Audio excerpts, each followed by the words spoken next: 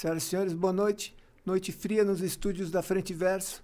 Lembrando que quem quiser fazer um podcast, entre em contato aqui com o Gabriel Fioravante, proprietário aqui do estúdio. Então vamos lá, hoje nós vamos entrevistar aqui o Otávio, profissional que fica ali locado no Simão Toro, que é uma clínica de recuperação fantástica. Aliás, Otávio, o Luci é do estado ou é do município? É do estado de São Paulo. É um projeto do estado. Tá, e você trabalha lá há quanto tempo? Vai fazer 5 anos agora, em outubro. Praticamente desde do início, né? Da inauguração. E você se formou há quantos anos? 20 anos? 21 anos? Formei Aliás, 20 anos. Fala um pouquinho da sua formação, por favor. Bem, sou fisioterapeuta de longa data. Me formei em 2003. De lá pra cá, também cursei educação física. Fiz pós-graduação em diversas áreas de conhecimento. E fui girando o Brasil, tocando o serviço no processo de reabilitação, com foco bem mais nas áreas motoras, né? Então, qualquer problema da parte osteo-neuromuscular, a gente consegue segurar bem o samba. Você fez um curso técnico ou faculdade? Faculdade. Então, hoje em dia, né, eu já peguei a nova legislação, onde quem quer ser fisioterapeuta tem que passar pelo processo de bacharel, contemplando de 4 a 5 anos, depende da carga horária do centro que você está cursando. Aí você poder ter a licença e o direito de poder exercer a função. Certo. E aí hoje em dia, com o aumento dos profissionais, etc e tal, e da profissão propriamente dita e evolução, a gente vai se especializando, né? Então hoje em dia a gente fala que a fisioterapia e a medicina caminham juntos, né? Então toda a área que tem a medicina tem a fisioterapia. O médico te respeita como profissional de saúde? Sim, nunca vi dificuldade com essa relação, não.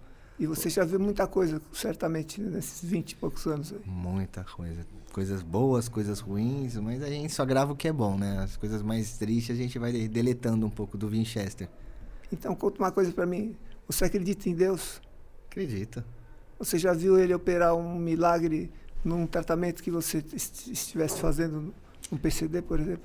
Sim. Na verdade, o que a gente costuma, né? O que a ciência explica, né?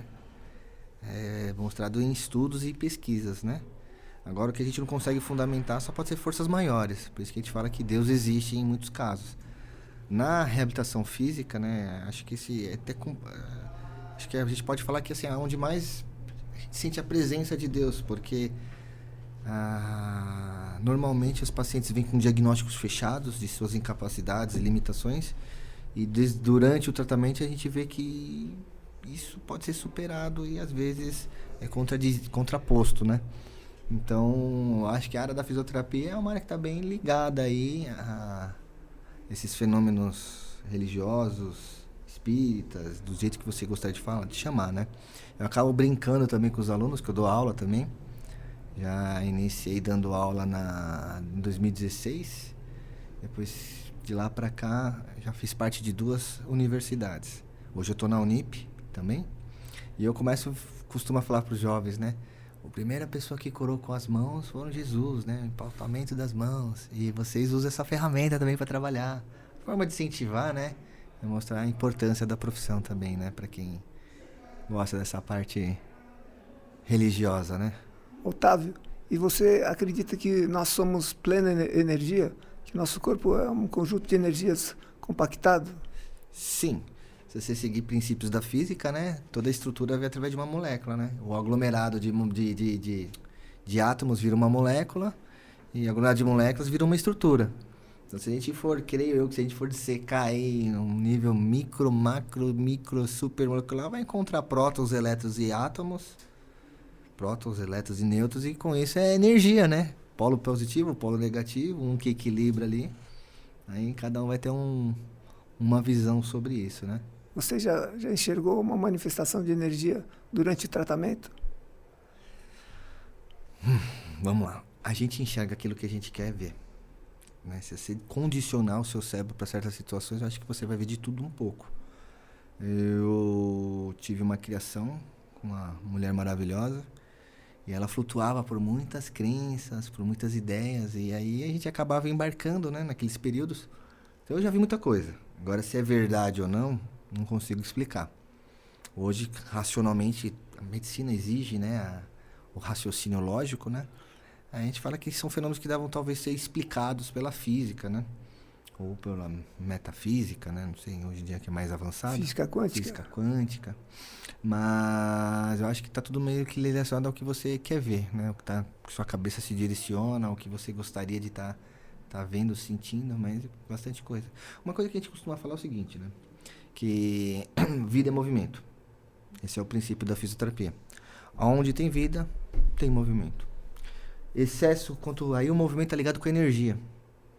Então, quanto mais energia, mais movimento, logo mais calor. Calor é uma forma de quantificar a energia local. Sim. Então, a gente vê que às vezes a gente consegue aquecer as mãos. Se você conseguir se concentrar, você consegue aquecer áreas do corpo. Se você se concentrar, você consegue manipular a sua frequência cardíaca. E a gente vê pessoas com mão frias, pessoas com mão quente, pessoas que fazem empalstamento, que ficam com a mão quente, pessoas que já têm essa mão quente. Aí fica a critério de cada um como identificar, né? Existem estudos também falando da religião em relação à saúde. O Reiki faz isso, não faz? O Reiki faz. Eu não estou muito nessa área, né? Mas assim, já tem estudos mostrando o poder das mãos sobrepostas sobre a pessoa em uma oração. A gente não tem a ferramenta lógica ainda para explicar como as coisas acontecem. Mas já teve um estudo que eu tive acesso, foi muito interessante, né? Voltando um pouquinho para a parte espiritual. Teve um hospital, todo hospital tem uma capela. Pegaram, sei lá, aleatoriamente 100 prontuários. Desses 100 prontuários, aleatoriamente, foram divididos para um grupo que ia receber oração na capela diariamente e o outro que ia ficar só no controle. Tudo randomizado, cego, sem ninguém saber o que estava acontecendo. As pessoas levavam aqueles prontuários lá, deixavam na capela e sempre ia um grupo de pessoas orar. Um grupo de pessoas que também não faziam parte do corpo clínico do hospital, para não influenciar. Observa-se que as pessoas que receberam oração tiveram um tempo de internação menor. Como isso, ainda não tem explicação. E você enxerga, que me corrija se eu estiver errado, o paciente quando é apresentado para você, você tem que consertar o cara, não é isso? Correto. E quando você vê que não tem jeito, o que você procura fazer? Então, confortar simplesmente? Não. Aí é o seguinte, né? Aí que a gente fala, né? A fisioterapia e o processo de reabilitação, acho que você viu, né? Não seria só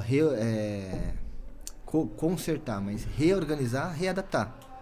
Então, o que a gente comentou agora há pouco, né? Que assim, é fazer novos signos, né? Resignificar, significar novamente a pessoa em todo. Então, assim, se você não consegue fazer X, vamos tentar fazer Y, né? Você mesmo aqui me surpreende, né? Montando um podcast, né? Fazendo uma parte de empresa. Você está se reinventando e se reintegrando algumas atividades. Então, a gente, às vezes, é uma palavra forte, né? Às vezes ficam algumas sequelas, mas nada impede da pessoa alcançar seus sonhos, alcançar suas metas, seus objetivos e continuar fazendo aquilo que ela gosta ou tentar se readaptar, se redescobrir. A vida não para. Voltando, vida é movimento. Onde tem movimento, tem vida, tem função. Onde não tem movimento, existe morte. Pega qualquer pedaço de planta ou de tecido que esteja vivo, coloca no microscópio, você vai ver movimentação celular. Você pega qualquer tecido, planta, qualquer coisa que está morto, necrosado, lá, se você joga lá, você vê que não há movimentação. Então, enquanto existe movimento, existe vida, e aí existe esperança, existe milagre, existe um futuro. É a mobilidade, né, Otávio? É. Que inclusive acompanha meu novo nome aí, Rubão da Mobilidade. Sério? É. Eu gostei, um bom jargão. Bom nome. É um bom nome. Otávio, me fala uma coisa. Agora passando para o poder público. Quando você passa por uma calçada que deveria ter uma guia rebaixada, te dói na consciência, você fala, caramba, os cadeirantes devem sofrer aqui. Eu estava comentando contigo, né, Rubão? Quando a gente se forma e começa a trabalhar, a gente é muito altruísta, né? E é muito revolucionário. Acho que todo mundo, quando é jovem, é revolucionário. Quando mais velho, já fica meio que... Então, eu tinha um olhar mais crítico para as coisas. Só que quando você é jovem também, às vezes você não percebe muito. Então, porque sua mobilidade está adequada, né? E é aquilo que a gente vive, né? Então, assim, hoje eu faço parte do grupo Luci Montoro. A gente trabalha com pessoas que têm baixa mobilidade. Hoje, eu percebo que... a grande dificuldade de locomoção na rua. Mas na época que eu estava trabalhando com esporte, era uma coisa que eu não parava muito para pensar. Parei para pensar no começo da profissão. Mas com a idade também, eu fico engraçado, chegou uma vez uma paciente e falava assim para mim: nossa, mas São Paulo as ruas são muito ruins de caminhar. Nossa, eu já caí, não sei o que. Eu falei, mas que essa moça tá reclamando, né? Só que eu tinha meus 23, 26, a mulher tinha seus 50, não, 50 não, 60, 70. Eu, ao envelhecer, percebo realmente, né? A nossa estrutura urbana, arquitetônica, precisa ser renovada. Né? A preocupação com o deficiente físico inexiste hoje em dia. Tem alguns esforços, um ponto ali, um ponto aqui, mas como a educação da sociedade, acho que inexiste. Não sei se você pensa dessa forma também. Eu concordo com você, mas as coisas foram criadas por um pouco de cada... Todo mundo tem a contribuição, né? A gente via antigamente muitas famílias escondendo esse perfil de público, né? Pela dificuldade, talvez, de locomoção, etc e tal. Então, a gente também acha que quem não é da área, não tem noção muito, né? E os olhos também não estão voltados para isso. E hoje não, com a internet, com algumas acessibilidades, a gente está vendo esse público mais ativo, também estão tendo um pouco mais de acesso aos tratamentos, né? Um engajamento maior. Né? Então, tem um engajamento maior. Então, a sobrevida está maior, está tudo acontecendo de uma forma expandindo como não era antes. Porém, ainda de forma lenta. Né? A gente gostaria que as coisas fossem mais rápidas em todos os aspectos, né? Mas estamos evoluindo, não como gostaríamos, mas hoje, passo a passo, está sempre melhor do que ontem e amanhã vai ser melhor ainda. Esse Otávio, é o caminho. Vamos falar de mercado de trabalho um pouquinho. Sim. Pô, eu estava fazendo umas contas aqui, não sei se eu errei. Vamos lá. Mas 23% da quantidade total de PCDs é o que conta uma estatística aqui. 23% do total da população de PCDs no país. Correto. É muita coisa. Bastante. Ou seja, as pessoas saem já com o emprego do teu curso.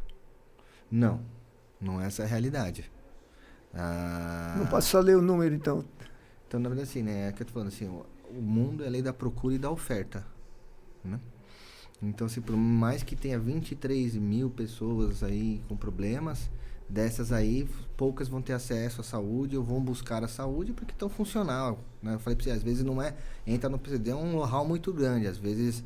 Um problema na mão, às vezes um problema na fala, um problema de auditivo, acaba caindo nesse meio... E a pessoa já está adaptada, já está acostumada, tem muitos problemas de base que a pessoa já nasce também, já está adaptada para funcionar.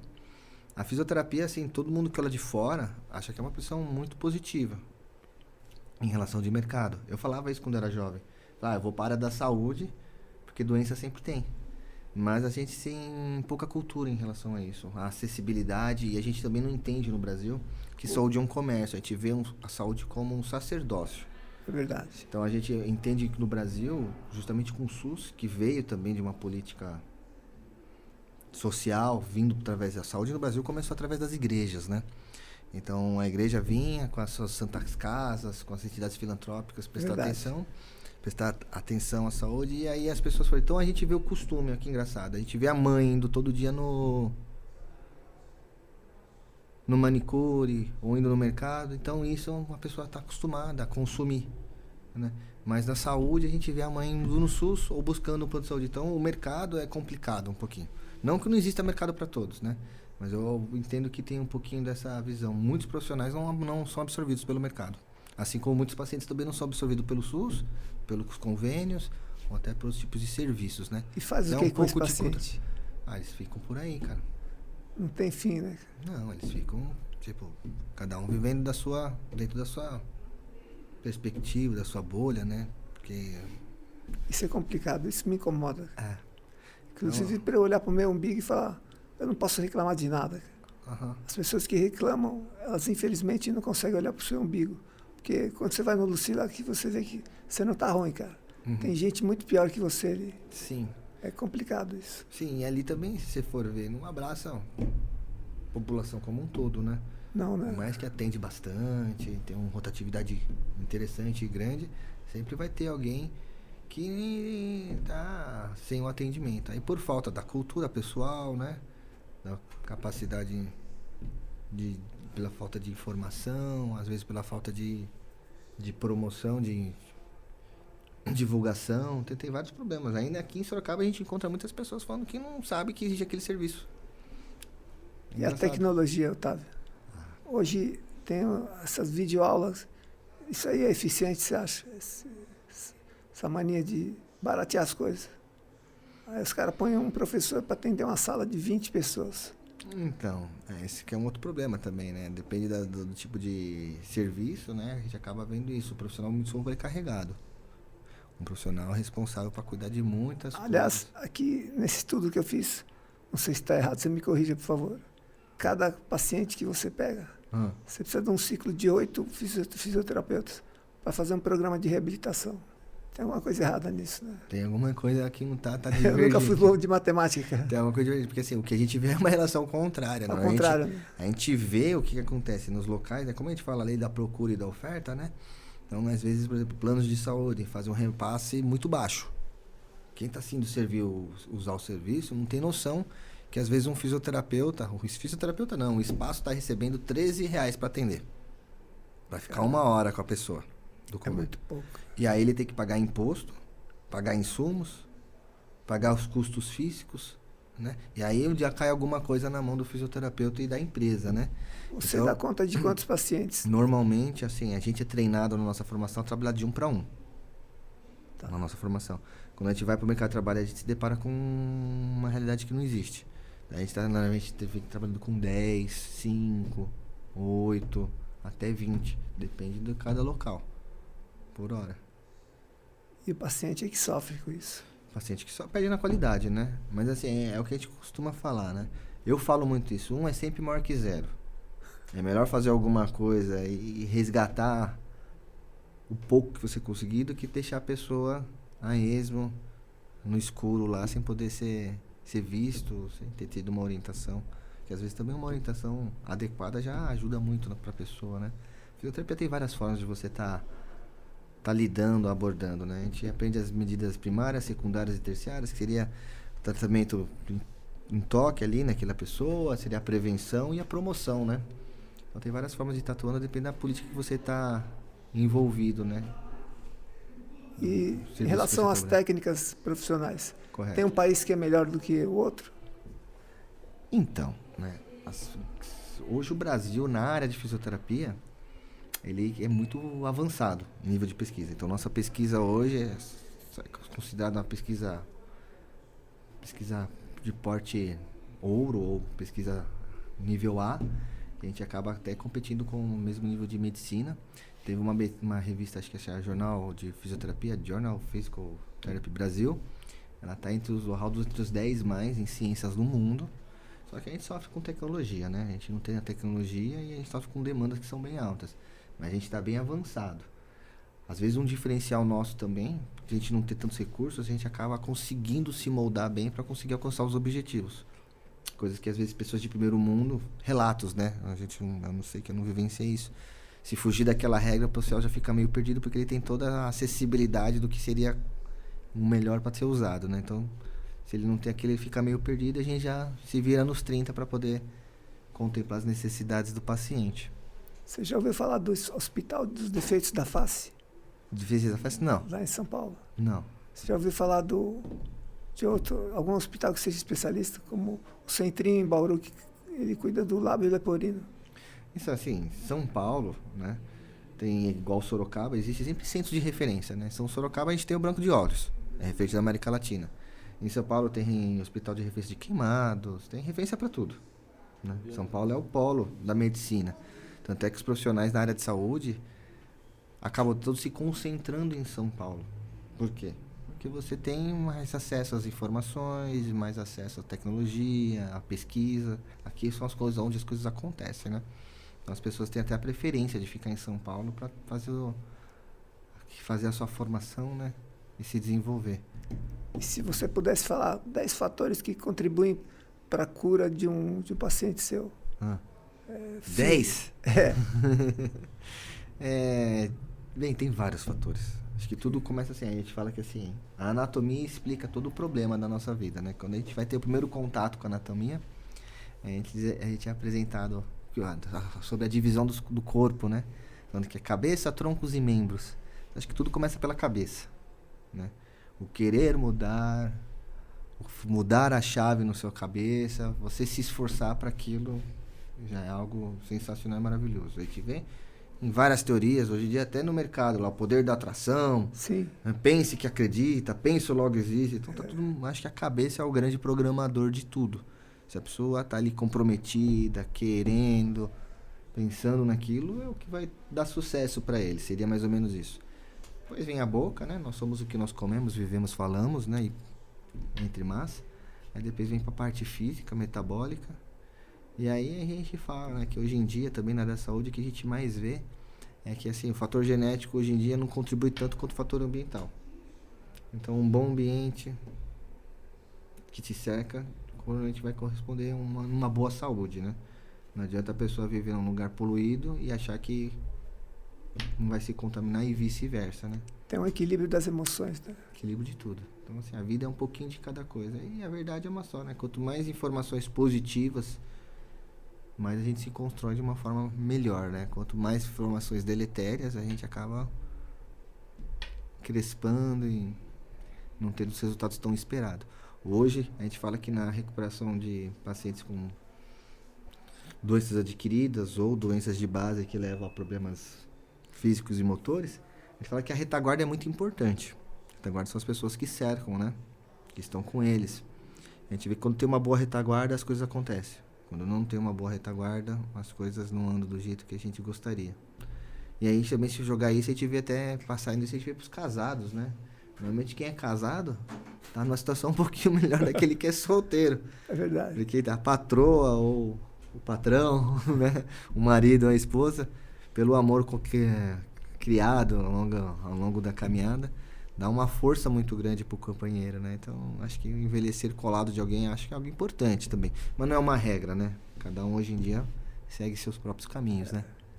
A minha história eu já contei para você, mas é duro você ir dormir e você acordar no dia seguinte e se tornar um deficiente físico. Deve ser uma situação É uma muito coisa complicada. Sim. Que a gente não deve agradecer, mas agradecer por estar vivo, por ser menos pior aquele trauma. Com certeza. Que é uma coisa que nem todo mundo entende. Não. Por que você agradece? Eu agradeço porque eu ainda tenho chance de desenvolver muita coisa nessa vida. E aí vem aquelas frases que você coloca na parede, perseverança. Vamos lá, guerreiro. É. Né? Não, eu costumo... Aquilo ajuda pra cacete. Viu? Eu costumo falar assim, brincando, né? Quando eu era jovem, eu assisti o De Volta para o Futuro, né? Aí eu vi tantas tecnologias, tantas coisas, eu ainda quero estar vivo para ver. Algumas já apareceram aí, né? Mas eu quero estar aí ainda para ver o carro voar, a roupa secar sozinha, do que a gente via no filme, né? Então, normalmente, os filmes sempre é uma alusão, né? Do futuro e que acabam virando realidade. Então, assim, você tem que sempre se pegar em alguma coisa, né? Se você tem algo que te conforte, algo que você quer, você dá continuidade. Se você não tem, já diminui um pouco, né? Atrapalha, né? Então... Qual o futuro da fisioterapia? O futuro da fisioterapia. Existem várias controvérsias. É que eu falo, cada um vive numa bolha e vai falar uma realidade, vai ter uma situação, vai contar sobre uma situação sobre aquele olhar que ele está tendo, né? Então, assim, a gente vê de uma forma bem positiva. Porque eu penso assim, quanto mais tecnologia chegar, quanto mais avanço a medicina tiver, mais a gente vai atuar. Porque, por exemplo, vamos pensar num lesado medular. Vai que as células tronco fazem efeito na pessoa e começa a regenerar os tecidos nervosos dela. Vai precisar de um mediador para ensinar a movimentar, a conduzir aquilo, né? Aí vai ter o fisioterapeuta. Mas vai ter robô para mexer. Tudo bem. Mas para programar o robô, para organizar o robô, vai ter que ter uma peça humana ainda. Só se a IA chegar num nível muito grande aí, mas acho que isso aí demora. O Brasil é terceiro mundo. Até chegar aqui as coisas estão... Aí acho que nem nossos filhos vão pegar, a gente deixa para uma outra geração. Mas eu acho que a saúde nunca vai deixar de ser bem vista e de ter o seu profissional que acompanhe ela, né? Essa parte que você mencionou da robótica, isso aí é fantástico, né? Já estão movendo... Tem bastante coisa. Movendo os dedos da mão que antes eram sequela. Sim, hoje em dia você põe uma luvinha... E tem recursos simples, cara, que não é muito custoso e, cara, dá pra fazer umas boas adaptações. A gente tá vendo que tá começando a chegar, né? A China tá proporcionando isso. É estranho falar, mas a China... Outro dia eu vi uma luvinha que abre e fecha. Show de bola. Pra quem tem a mão plástica. E ela é super acessível, coisa de, sei lá, 200, 300... AliExpress. No AliExpress. Então, assim... Eu não vejo mal nenhum e não vejo também como um concorrente para minha profissão. Eu vejo como um agregador, né? E é só você saber fazer essa relação aí que tá tudo certo. Uma coisa que me preocupa muito é que, assim, como tá crescendo muito, a informação tá crescendo muito e as coisas estão acontecendo de forma rápida, as pessoas têm muita necessidade de conseguir as coisas rápido e querer vender seu peixe, né? Então eu vejo muitas pessoas vendendo, criando a necessidade para vender esses produtos, né? É aí que eu acho que é um pouco complicado. A gente vê isso muito com alimentação, um exemplo, né? O cara xinga os alimentos, mas depois fala, você precisa aprender a comer, vem comigo, né? E aí assim vai indo, né? Então, tira o glúten, tira o sal. Sabe como é que é? Como é que aquela carne não tem gosto de nada. Não, e aí você vai ver assim, legal, mas e a população tem acesso a isso? Um produto sem glúten é muito mais caro do que... Já fica numa parte separada do supermercado. Um arroz... como é que fala? Sem ser... Integral, mas o outro que assim, agrotóxico também é muito mais caro. Orgânico, você vê que é algo que é... São teorias que não batem com a realidade, né? Então, e morar num lugar de natureza faz diferença, você acha? Faz. Influencia na pessoa, influencia muito. Então a gente vê que quem está em contato com a terra, né? Uma percepção minha, né? De mais de 20 anos de trabalho, normalmente elas têm um vigor de saúde muito maior. Agora também, se a pessoa está lá no meio da zona rural mexendo com agrotóxico, também a gente vê efeitos deletérios, né? Então tudo depende de como a pessoa vive também, né? Ao meio da natureza, né? É verdade. Então tudo pode dos dois lados, né? Então você vê situações positivas e situações negativas. Com parcimônia a gente chega longe, né? Sim. Tem que ter muita sabedoria, muita paciência, entendimento e consegue ter uma boa qualidade. Mas eu vejo muito, eu já conheci muito pessoas mais velhas hoje em dia que estão no campo, acaba tendo uma força motriz muito maior do que as pessoas urbanas, né? As pessoas urbanas não se mexem mais, né? E aí as pessoas ainda que tem sítio, tem roça, tem aquela preocupação de cuidar, de zelar pelo seu espaço, ou contribuir ali, ajudando ali em algum funcionário. Então, você vê que elas são muito mais ativas.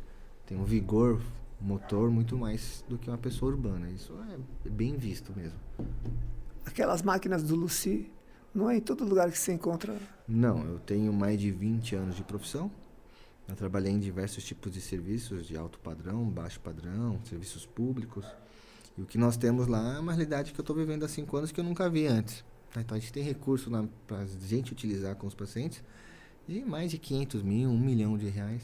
A gente tem uma máquina lá, que é um isocinético, que nem clube de futebol tem. Que é o paraquedas.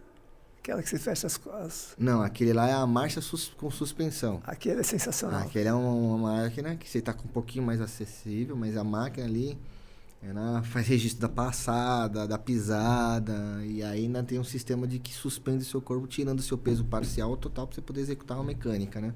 A gente tem uma de avaliação e trabalho que chama isocinético. Não sei se você teve a possibilidade de passar. E não passei, mas vi usarem. É uma máquina ali de mais de 1 milhão de reais e ali normalmente todos os times, né, de alto rendimento fazem a pré-temporada passando por uma avaliação daquela máquina, que ela é bem fiel à força executada da pessoa ali durante a avaliação, e ela até é usada também como tratamento. No sei, a gente usa muito no processo de recuperação. Então a gente aqui é a primeira em Sorocaba a ter, e se for contar, acho que em São Paulo, tudo mesmo, dá para contar nos dedos quantas máquinas dessa tem. E tem. Por aí. Um dia eu fiquei cansado, você me pegou depois na frente de um Wii, cara. Aquilo para melhorar a coordenação, o que é? Para dar uma relaxada? Assim, o que acontece é o seguinte, a gente tem vários recursos na reabilitação, né? Então, com a tecnologia vindo, a gente usa a game terapia ou terapia virtual, cada um vai dar um nome, né? Então, a gente hoje, com os recursos de movimento, né, que os videogames nos trazem, nos proporcionam a captação dos movimentos, a gente consegue incentivar os movimentos fazendo uma partida de videogame.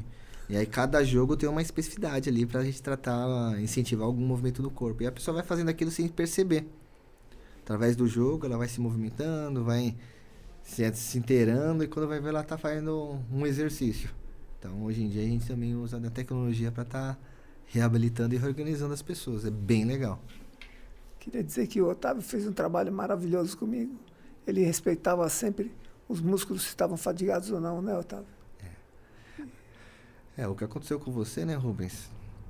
É algo que a gente não quer que ocorra com ninguém, mas quando você sofreu os traumas todos, né, a gente teve que começar a reorganizar todo o seu sistema músculo-esquelético e o sistema neurológico. Isso. E aí a gente foi, não só nós, mas como os outros profissionais da instituição, fomos usando o que a gente tinha em recurso e de sabedoria também com os longos da profissão para alcançar os objetivos, né? Fazer o retorno à marcha, fazer o retorno às atividades de vida diária e até incentivar as novas horizontes. E aqui estamos, né? Então, É isso aí. você com uma nova proposta aí de vida, de direcionamento, mostrando que há sempre algo novo e algo que a gente pode estar buscando e alcançando. A gente fica muito feliz em saber que fez parte desse seu processo aí, dessa nova E fizeram mesmo. criação. Rubão. Eu melhorei muito depois que eu frequentei o Luci. Mas a gente não pode tirar uma coisa que eu achava muito interessante. Você comentava muito do seu terapeuta em casa.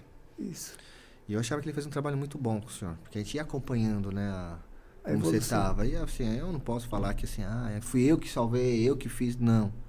Você teve um suporte por fora e o rapaz, a gente via que ele fazia exercícios coerentes e concisos e você vinha com essa resposta também. Porque a instituição você não ia todo dia. Não. Né? Então os demais dias tinha alguém ali também para estar motivando e tirando. Não só o rapaz terapeuta, como seus cuidadores, seus familiares, né? Seu filho. Pessoas que a gente teve contato. Foi bem legal passar por aí. A gente sabe que não... Eu tenho consciência, plena consciência que assim, eu fui só uma das peças de um quebra-cabeça aí pra montar essa nova imagem, essa nova... E o cara manja, hein, que eu tirei a patela aqui, ele já falou, você tem 30% menos de força. Já sacou no ato aqui. É algo que a gente, né? A gente tem a nossa formação base. Na nossa formação base a gente não consegue ver de tudo. Então a gente vai fazendo as especializações e vai tendo as experiências durante a vida, né? Então, essa situação a gente tinha vivenciado numa outra situação, por traumas também, né? Acidente de carro, tudo. Pessoas que acabaram tendo fratura e perda do mesmo segmento, e a gente acabou entendendo um pouquinho, e quando você chegou, as coisas já estavam na cabeça já, né? Tava fresquinho. Tava fresca. Falei, cara, decorou o livro de fisiologia. Não, é difícil decorar tudo, viu? As nossas dia a dia que vai facilitando, né? Hoje eu estou preceptorando numa faculdade. Então, os alunos me trazem muita informação, eu levo muita informação e isso acaba me ajudando a manter essas informações atualizadas e sempre ali disponíveis para o meu acesso, né? Tem algumas dificuldades, eu vejo que a internet está atrapalhando a gente, Rubão. Atrapalhando? Às vezes a gente quer gravar alguma coisa e você não lembra. Aí você vai lá e acessa o Google, aí tá lá. Aí você achou rapidinho no Google, né? Depois você pensa de novo naquilo e você não guardou. Porque eu acho que o cérebro pensa, é só ir no Google. Então eu vejo que também a tecnologia, pra gente ter memorização, assim, às vezes atrapalha. Porque muitas coisas, assim, eu tenho uma vida antes internet e pós-internet. Eu peguei ali uma transição. Muitas das coisas que tá na minha cabeça foram gravadas antes de eu ter acesso à internet.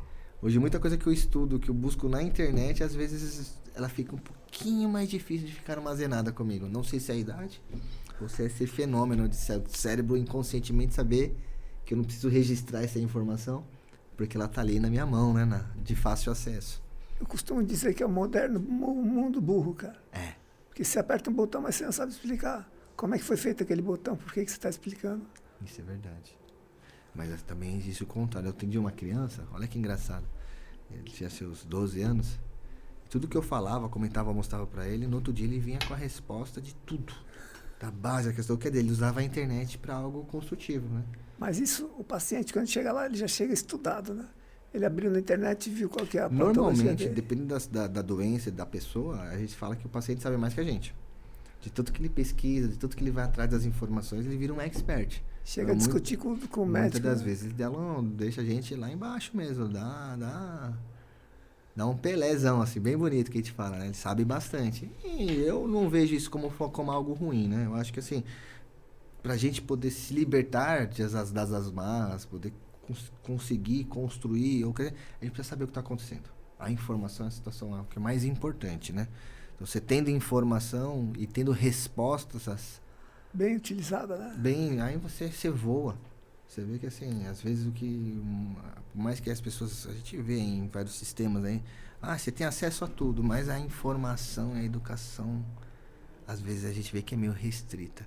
Eu fico pensando, fugindo um pouquinho... Mas você vai na escola, aprende vários conteúdos. Você vai, às vezes, aprende até eletricidade.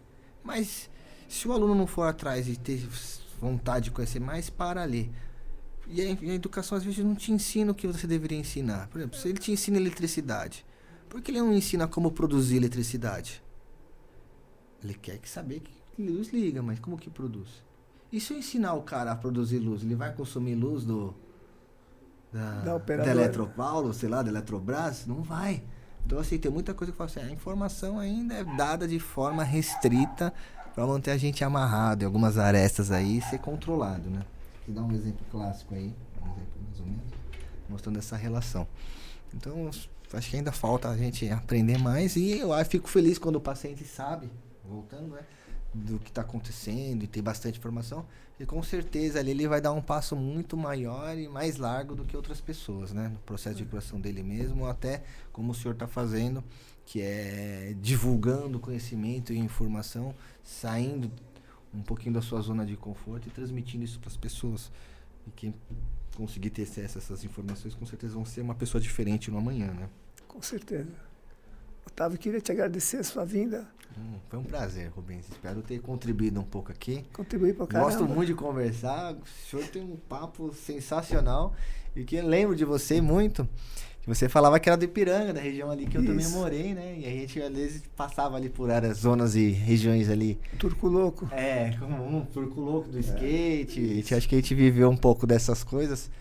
Então, é sempre um prazer.